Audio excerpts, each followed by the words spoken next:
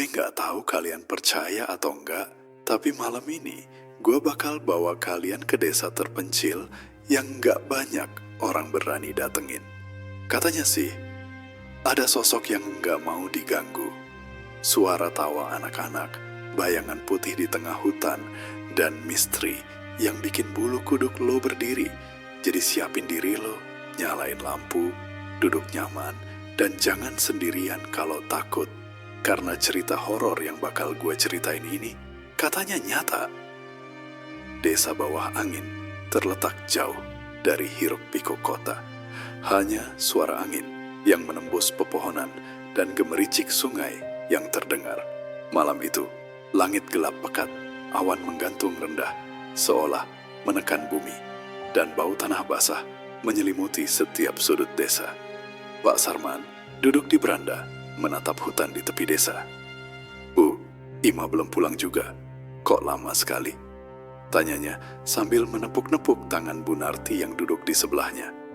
Bu Narti menggigit bibirnya, matanya berkaca-kaca. Mungkin dia cuma bermain di tepi hutan, tapi jangan-jangan. Suaranya tercekat, keduanya saling menatap. Ketakutan mulai merayapi hati mereka. Ima, putri mereka yang berusia 7 tahun, suka bermain sendirian dekat hutan. Meski mereka sudah berkali-kali memperingatkan. Suara tawa anak-anak terdengar samar dari kejauhan. "Dengar itu, Pak?" gumam Bu Narti, tangannya menutup mulut. "Iya, itu suara Ima. Tapi kenapa terdengar seperti banyak orang?" Pak Sarman maju sedikit, mencoba menembus kegelapan dengan senter. "Kita harus mencarinya. Jangan biarkan dia terlalu lama di sana." Warga desa berkumpul di halaman rumah Pak Sarman. "Kita akan masuk ke hutan, tapi hati-hati. Suasana malam ini terasa berbeda," kata Pak Hari, tetangga yang paling berani. Mereka mulai menelusuri jalan setapak menuju hutan. Langkah kaki bergemuruh di tanah lembab. Hawa dingin menusuk hingga tulang, dan pepohonan seolah bergerak-gerak menatap mereka. "Ima, Ima, di mana kamu?" teriak mereka serentak, tapi hanya angin yang menjawab. Di tengah pencarian, seorang warga kecil, Dodi, menunjuk ke arah semak. "Lihat, ada jejak kaki kecil." Semua menunduk. Jejak itu berhenti di tepi jurang yang menjorok ke sungai deras. Sebuah boneka kecil tersangkut di semak. Bukan boneka Ima, tapi bentuknya tua, seperti mainan dari puluhan tahun lalu. "Ini, dari mana?" tanya Bu Narti. Suaranya bergetar. Pak Sarman mengangkat boneka itu dengan tangan gemetar. "Entahlah, tapi Ima mungkin sudah terlalu jauh masuk hutan." Malam itu, warga tidak menemukan Ima. Hanya sisa-sisa jejak dan boneka tua yang membuat hati mereka semakin gelisah. Suara tawa itu semakin terdengar jelas, bercampur dengan bisikan angin yang seakan memanggil nama Ima. Pak Sarman menggenggam tangan Bu Narti erat-erat. "Kita tidak bisa menyerah. Besok kita akan lanjutkan pencarian, tapi hati-hati. Ada sesuatu di hutan itu yang lebih dari sekadar gelap." Hutan bawah angin malam itu tampak hidup. Setiap ranting yang patah, setiap dedaunan yang bergeser, seolah menyembunyikan mata-mata yang memantau langkah mereka.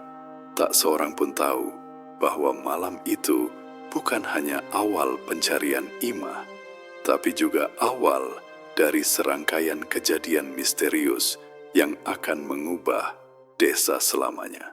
Pagi berikutnya, desa Bawah Angin terasa lebih sunyi dari biasanya. Hanya terdengar gemericik air sungai dan langkah warga yang masih berusaha menenangkan diri. Pak Sarman dan Bu Narti duduk termenung di beranda. Wajah mereka pucat, menatap hutan yang malam sebelumnya menelan putri mereka. "Bu, aku tidak tahu apa yang harus kita lakukan," kata Pak Sarman, suaranya parau. Bu Narti menggenggam tangannya. "Kita harus minta bantuan. Aku mendengar ada Mbok Karti, dukun tua, bisa melihat sesuatu yang tidak kita lihat." Mereka segera mendatangi rumah Mbok Karti yang berada di tepi desa. Rumahnya kecil, dikelilingi pohon bambu yang bergoyang, menimbulkan suara aneh. Saat mereka mengetuk pintu, Mbok Karti membuka dengan mata yang merah kehitaman karena kurang tidur. "Ah, kalian datang. Aku tahu ini akan terjadi," katanya sambil menghela napas panjang. Pak Sarman dan Bu Narti saling pandang, tak mengerti maksudnya. Di dalam rumah, Mbok Karti menyalakan beberapa dupa dan menaburkan air suci di lantai. "Aku melihat hutan itu, Pak. Imah sudah masuk ke dunia mereka," ucapnya. Matanya menatap kosong ke arah hutan seolah menembus dimensi lain. Bu Narti menjerit pelan. "Mereka? Siapa mereka?" Mbok Karti menggeleng, wajahnya serius. "Anak-anak yang dulu mati tenggelam di sungai. Arwah mereka terperangkap di sana. Setiap kali ada anak yang mendekat, mereka memanggilnya. Suara tawa itu bukan tawa biasa." Pak Sarman memegang kepala, sulit menelan kenyataan itu. "Jadi, kita tidak bisa mengambil Imah kembali?" tanyanya hampir berbisik. Mbok Karti menunduk, air mata menggenang di matanya. "Sulit, tapi bukan tidak mungkin. Kita harus melakukan ritual. Namun, hutan itu berubah setiap malam. Semakin banyak yang masuk, semakin kuat mereka. Sementara itu, di desa, beberapa warga yang penasaran mencoba mendekati hutan untuk mendengar suara itu sendiri. "Aku dengar tawa itu.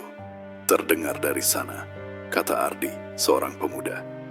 Ia menyalakan senter, mencoba menembus kegelapan yang pekat. Tiba-tiba, dari sela pepohonan, terdengar suara tawa riang bercampur bisikan memanggil nama Imah. "Imah, Imah!" Suara itu semakin keras, seolah ingin menarik mereka masuk ke hutan. Ardi hampir pingsan karena takut. "Astaga, apa itu nyata?" teriaknya. Beberapa warga lain yang ikut menonton dari kejauhan juga gemetar. Bahkan Pak Hari, yang biasanya pemberani, terlihat pucat. "Kita jangan mendekat. Mereka tidak hanya memanggil, mereka menjerat," katanya dengan suara bergetar. Angin malam bertiup lebih kencang, ranting pohon menampar tubuh mereka, dan bayangan seakan menari-nari di antara pepohonan. Sejak saat itu, setiap malam warga desa mendengar tawa anak-anak dari hutan. Bahkan yang mencoba masuk sekalipun kembali dengan mata sembab, gemetar, dan cerita yang membuat darah beku. Sosok anak-anak melayang, menatap kosong, dan seakan menuntut teman baru untuk bergabung. Desa bawah angin mulai terasa seperti hidup dan mati bersamaan. Dan hutan yang dulunya hanya menakutkan kini menjadi tempat di mana batas dunia nyata dan arwah menjadi samar. Malam itu, bulan tertutup awan gelap, menyisakan desa bawah angin dalam kegelapan pekat. Ardi, pemuda yang penasaran dari bab sebelumnya, memutuskan untuk membuktikan sendiri kebenaran cerita tentang suara tawa anak-anak di hutan. "Aku harus melihatnya dengan mata kepala sendiri," gumamnya sambil mempersiapkan senter, kamera, dan sebuah tas kecil berisi peralatan seadanya. Saat memasuki hutan, langkahnya berhati-hati. Angin malam menusuk kulitnya hingga tulang. Suara dedaunan bergesekan terdengar seperti bisikan. Ini terlalu sunyi," Ardi berbisik. Matanya berkeliling menembus gelap. Tiba-tiba terdengar suara tawa kecil, ringan, dan memekakan telinga. "Imah, ayo main, ayo ikut." Suara itu jelas memanggil nama putri Pak Sarman, tapi juga terdengar menggaung seolah berasal dari banyak anak. Ardi mencoba maju, merekam setiap langkahnya. Semakin jauh ia masuk, sosok bayangan mulai terlihat di antara pepohonan. Awalnya hanya bayangan putih samar, tapi perlahan semakin jelas. Sosok itu seperti seorang wanita dengan gaun panjang putih yang berkibar tertiup angin. Rambutnya panjang menutupi wajah pucat tanpa ekspresi. Ardi menelan ludah, suaranya serak. "Siapa? Siapa kamu?" Sosok itu menatapnya diam. Tidak ada gerakan lain, hanya tatapan kosong yang menusuk dada. Angin malam bertiup lebih kencang, ranting patah, dan menyambar tubuh Ardi. Ia merasa tubuhnya berat, seperti ada yang menahan langkahnya. Tiba-tiba, sosok itu melayang beberapa meter ke depan dan menghilang di balik kabut tipis. Ardi nyaris pingsan. Astaga, aku harus keluar dari sini. Gumamnya panik sambil mundur perlahan. Namun, sebelum sempat mundur jauh, terdengar suara tawa anak-anak bercampur tangisan. "Ayo, jangan pergi, main dengan kami." Suara itu bergema di antara pepohonan, menimbulkan bulu kuduk merinding. Ardi mencoba menyalakan kamera, berharap menangkap sesuatu, tapi layar hanya menampilkan kegelapan pekat, kadang kabut putih samar. Ia berteriak memanggil warga desa, namun suaranya tenggelam oleh desiran angin.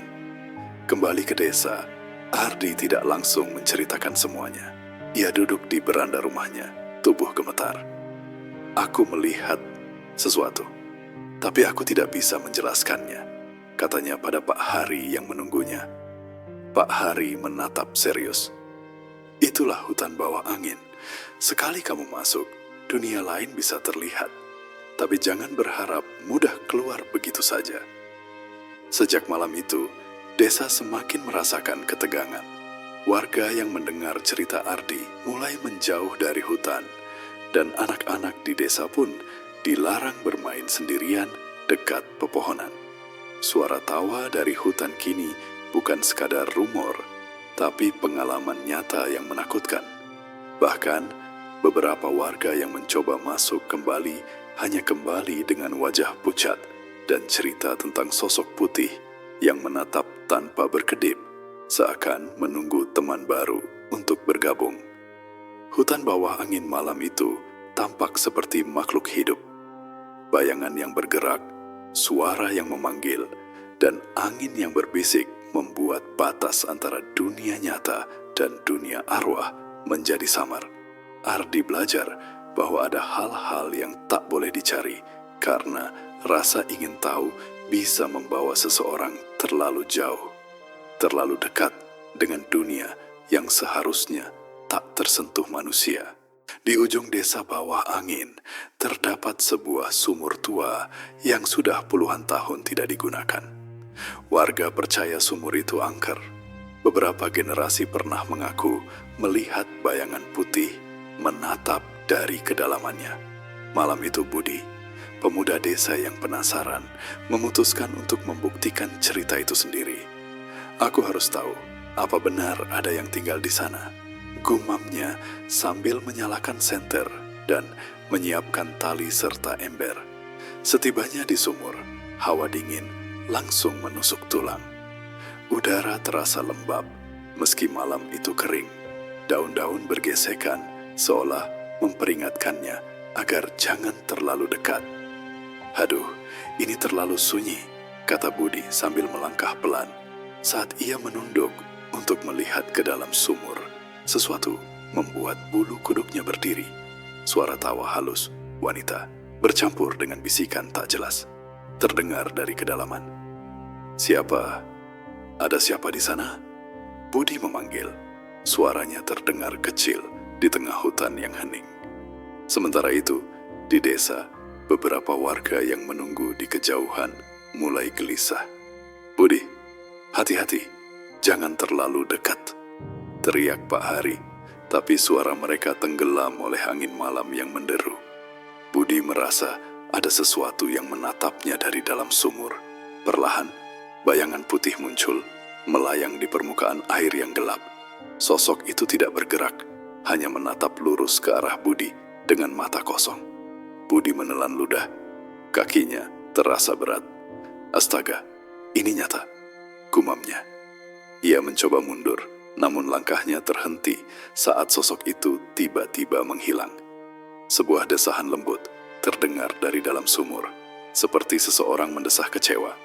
Tiba-tiba, ember yang digantung di talinya bergerak sendiri, terlempar ke tanah. Budi hampir terjatuh. Napasnya tersengal.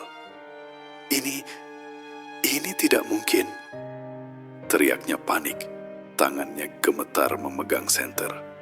Malam itu terasa tak berujung. Setiap langkah Budi di sekitar sumur diiringi suara-suara aneh. Tawa anak-anak, bisikan memanggil namanya, dan sesekali jeritan pelan yang membuat hati menciut. Warga desa yang menonton dari jauh tidak berani mendekat. Beberapa dari mereka sempat melihat bayangan putih melayang dari tepi sumur dan menghilang di balik kabut. Keesokan harinya, Budi kembali ke desa dengan wajah pucat. Ia menceritakan semuanya kepada Pak Hari dan beberapa tetangga. Suara, bayangan, hingga desahan dari dasar sumur.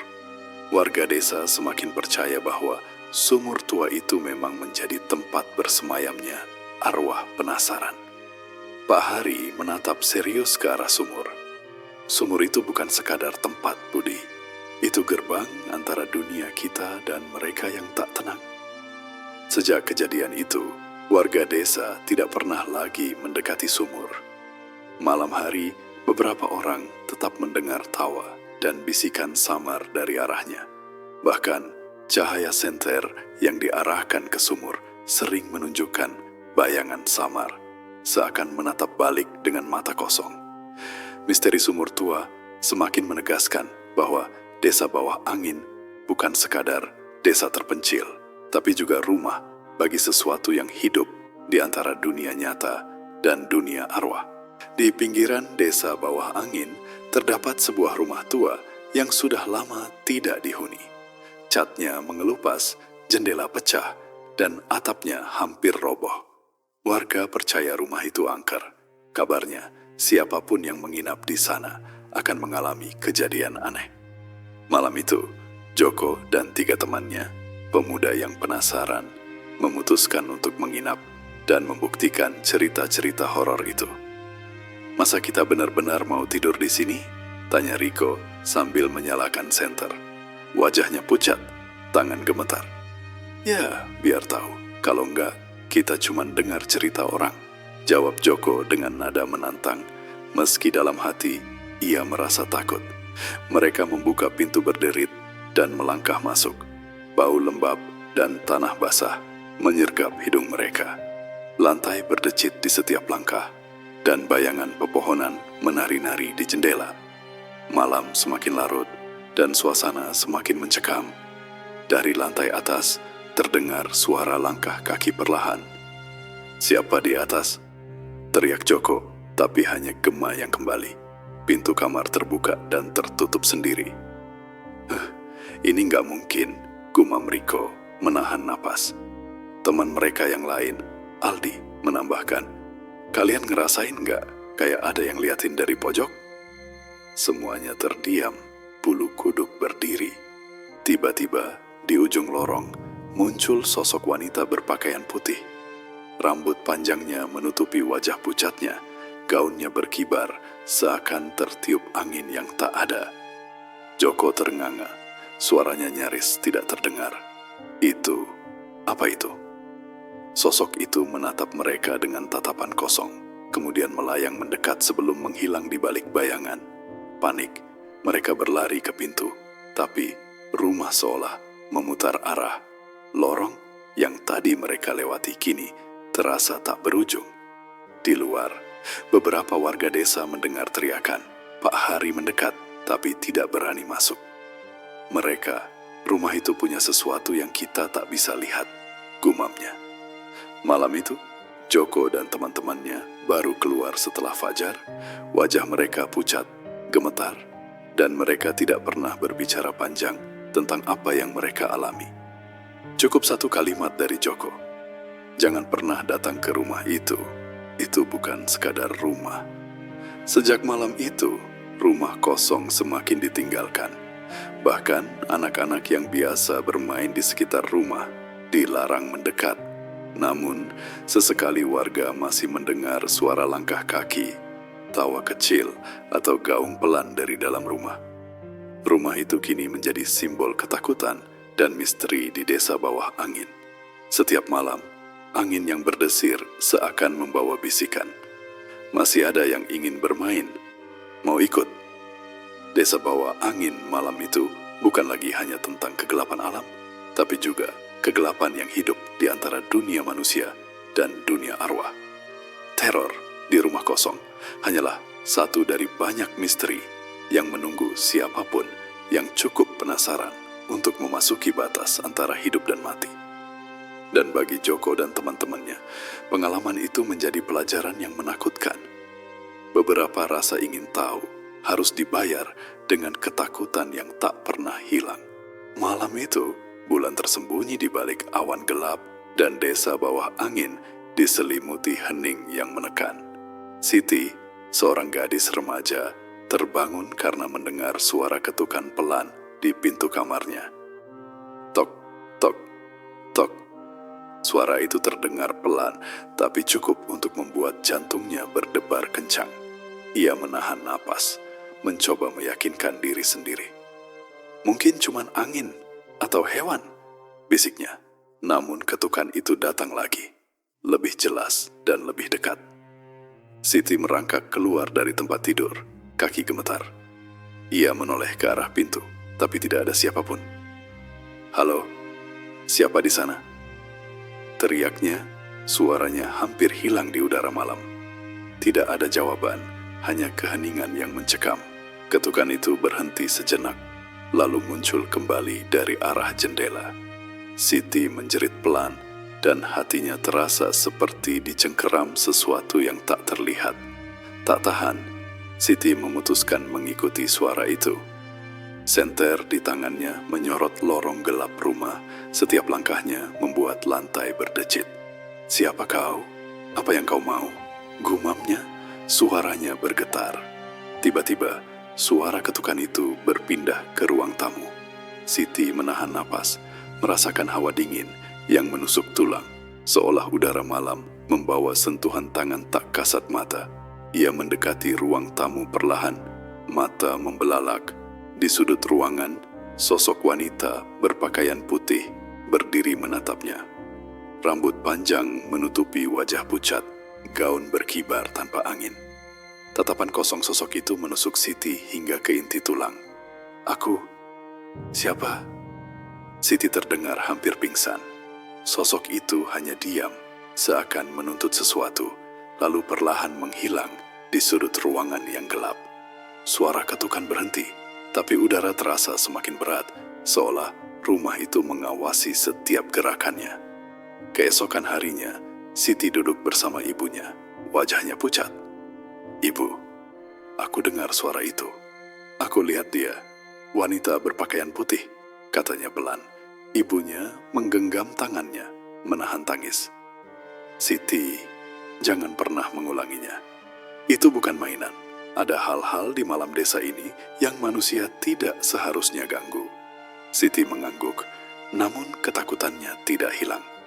Setiap malam setelah itu, meski suara ketukan berhenti, ia tetap merasa diawasi. Suasana rumah tidak pernah sama lagi. Bayangan di sudut kamar, hembusan angin, dan bunyi pelan selalu membuatnya terjaga. Sejak kejadian itu, warga desa memperingatkan anak-anak mereka agar tidak berjalan sendiri saat malam. Rumah-rumah dipastikan terkunci, namun desas-desus mengatakan sosok putih itu kadang muncul di jendela, menatap, menunggu seseorang yang penasaran. Desa bawah angin malam itu menjadi saksi bahwa rasa ingin tahu bisa membuka pintu ke sesuatu yang lebih gelap dari sekadar kegelapan alam. Sesuatu yang hidup di antara dunia nyata dan dunia arwah, selalu mengintai, selalu menunggu. Malam itu, kabut tipis menyelimuti desa bawah angin. Agus, pemuda yang dikenal pemberani namun penasaran, memutuskan untuk mendekati sumur tua di ujung desa. "Aku harus melihat apa yang sebenarnya terjadi di sana," gumamnya sambil mempersiapkan senter dan kamera. Suasana malam sunyi, hanya terdengar desir angin dan suara daun bergesekan. Setibanya di sumur, Agus menatap ke dalam. Udara gelap, hampir tak terlihat. Hawa dingin langsung menusuk kulitnya, seolah sumur itu menolak kehadirannya. Tiba-tiba terdengar suara tawa wanita dari kedalaman. "Hahaha, datang, mainlah dengan kami." Suara itu memekakkan telinga, bercampur dengan bisikan yang tak bisa dimengerti. Agus mundur selangkah, jantungnya berdebar. Ini nggak mungkin," gumamnya. Tangannya menyalakan senter lebih terang. Beberapa saat kemudian, bayangan putih samar muncul di atas permukaan air. Sosok itu seperti wanita berpakaian putih panjang. Rambutnya panjang menutupi wajah pucat tanpa ekspresi. Agus menahan napas, kakinya terasa berat, dan tubuhnya hampir tak bisa bergerak. Sosok itu menatap lurus padanya, diam, seakan menelusuri setiap inci dari dirinya. "Siapa? Kamu?" Agus bertanya dengan suara gemetar, tapi hanya diam yang menjawab. Tiba-tiba, sosok itu melayang keluar dari sumur, bergerak di udara tanpa suara. Agus mundur beberapa langkah, hampir terjatuh. Ember yang digantung di pinggir sumur bergoyang sendiri dan terlempar ke tanah.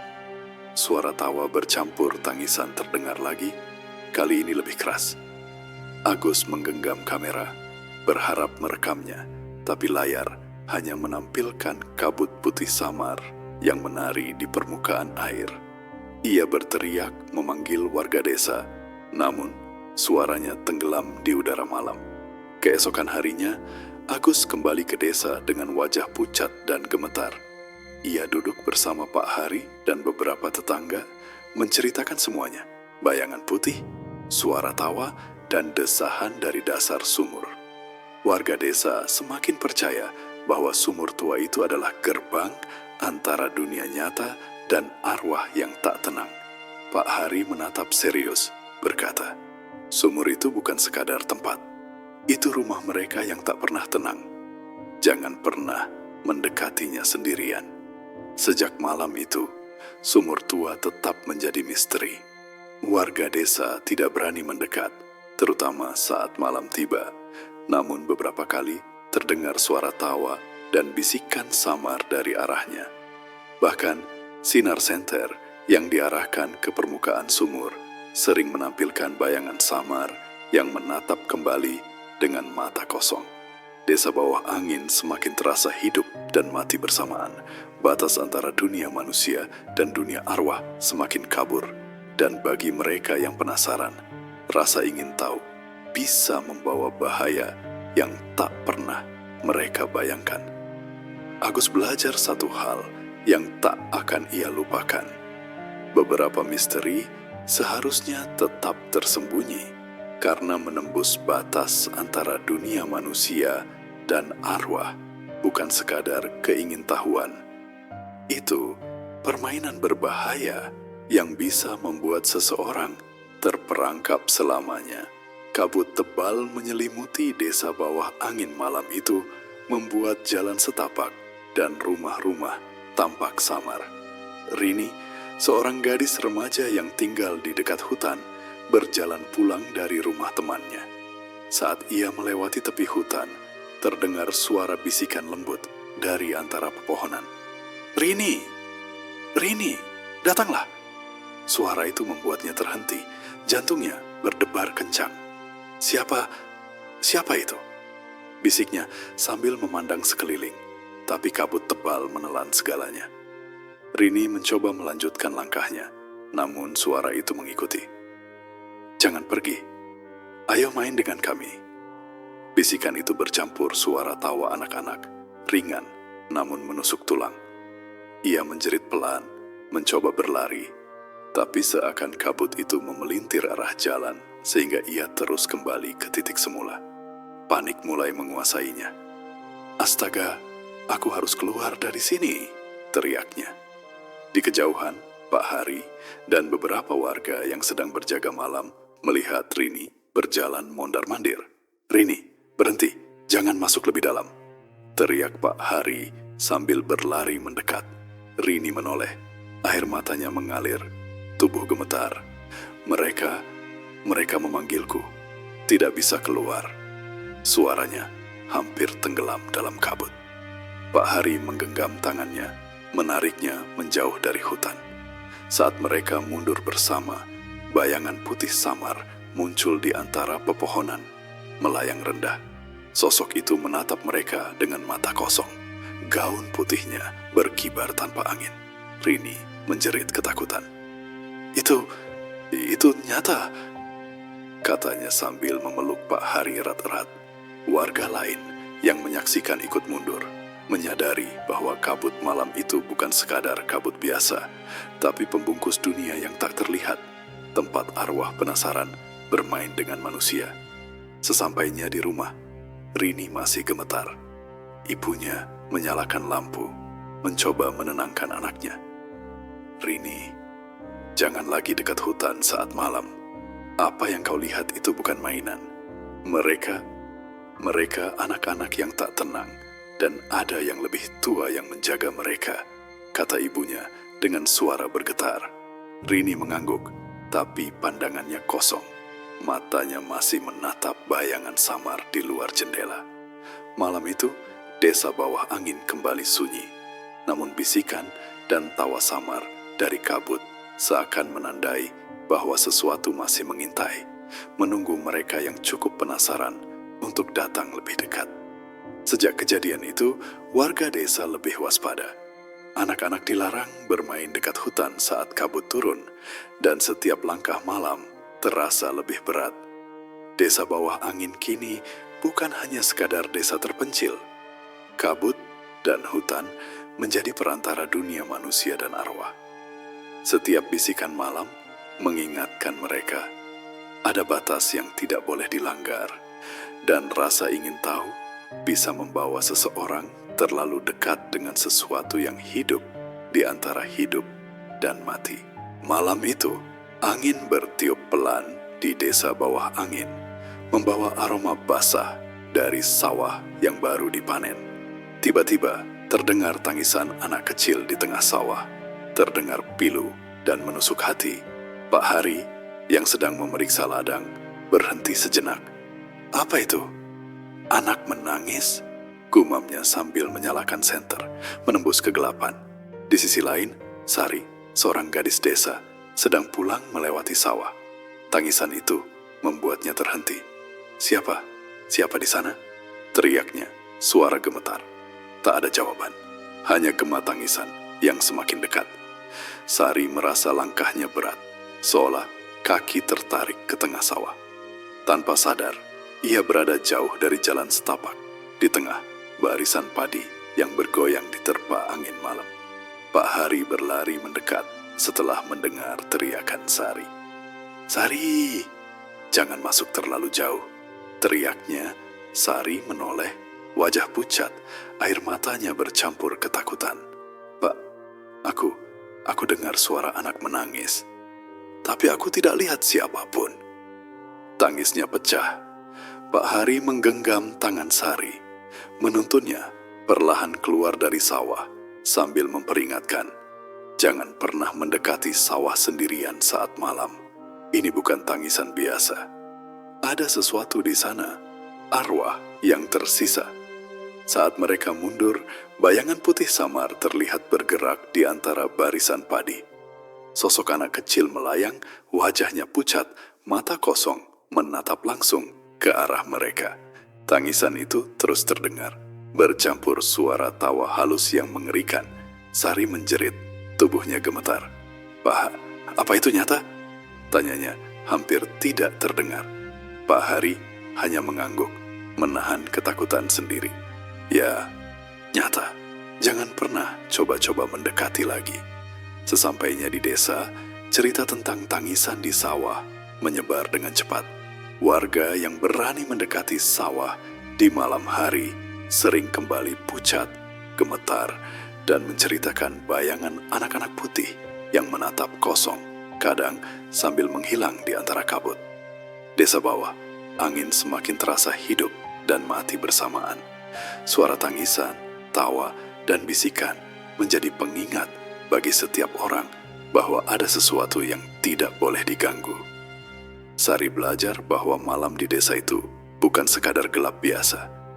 Setiap suara bisa menjadi panggilan, setiap bayangan bisa menjerat, dan rasa ingin tahu bisa membawa seseorang terlalu dekat dengan dunia yang seharusnya tidak disentuh manusia.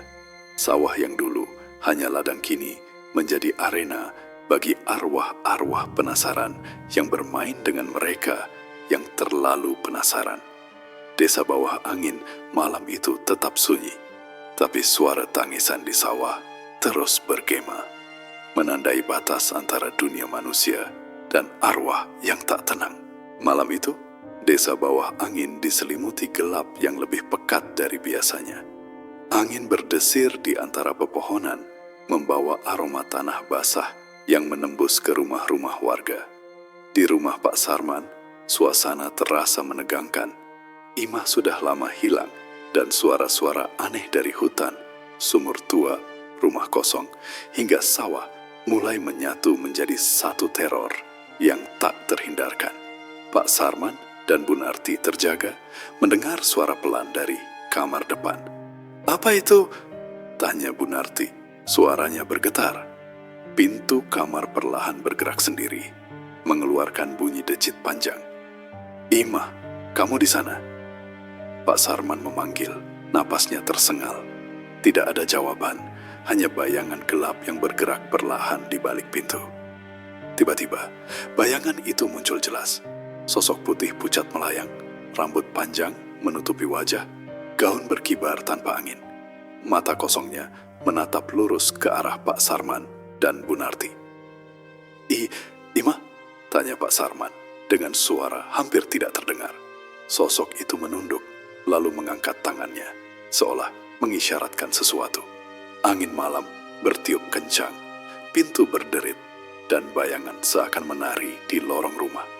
Bu Narti menggenggam tangan Pak Sarman erat-erat. "Pak, apa yang harus kita lakukan?" tanyanya. Air mata mengalir. Pak Sarman menelan ludah. Kita harus menenangkan mereka. Mungkin ini cara mereka berkomunikasi." Ia mencoba berbicara lembut. "Kami tidak bermaksud mengganggu. Jika Imah benar di sini, pulanglah dengan tenang." Sosok itu menatap beberapa detik, lalu perlahan bergerak menuju jendela, menoleh sesaat seakan mengucapkan selamat tinggal. Sebelum menghilang, terdengar suara tawa halus bercampur tangisan anak-anak yang memudar pelan. Angin malam berhenti, rumah menjadi sunyi kembali. Pak Sarman dan Bu Narti terdiam, merasakan campuran lega dan duka. Mereka sadar bahwa beberapa misteri memang tidak bisa diubah, hanya bisa dihormati. Sejak malam itu, desa bawah angin menjadi lebih waspada. Anak-anak tidak dibiarkan bermain sendirian di dekat hutan. Sumur tua tetap ditinggalkan, rumah kosong dijaga dari jauh, dan sawah hanya dikunjungi saat siang. Namun, bagi yang pernah melihat bayangan di balik pintu, suara tawa dan tangisan tetap menghantui ingatan. Desa itu bukan sekadar desa terpencil, tapi rumah bagi sesuatu yang hidup di antara dunia manusia dan arwah yang tak pernah tenang. Pak Sarman menatap hutan dari beranda rumahnya, memeluk Bu Narti. "Mungkin beberapa hal memang tidak untuk dijangkau," gumamnya. Bu Narti mengangguk pelan, menatap malam yang sunyi tapi syarat misteri. Bayangan itu mungkin pergi, tapi desa bawah angin tetap menyimpan rahasia, menunggu siapapun yang terlalu penasaran untuk mengintip batas tipis antara hidup dan mati. Malam itu menegaskan satu hal, rasa ingin tahu bisa menjadi pintu menuju dunia yang seharusnya tidak disentuh manusia. Dan itu dia, semua misteri yang ada di desa bawah angin, suara tawa, bisikan, sumur tua, rumah kosong, semuanya masih ada sampai sekarang. Gua nggak bilang lo harus percaya, tapi kalau lo pernah jalan malam di desa terpencil, lo bakal ngerti rasanya kalau ada yang ngawasin lo dari balik bayangan. Jadi, jangan lupa like, komen pengalaman horor lo, dan subscribe kalau lo berani ikutin cerita-cerita horor kayak gini lagi. Dan ingat, beberapa misteri emang nggak boleh diganggu. Sampai ketemu di cerita horor berikutnya. Kalau berani,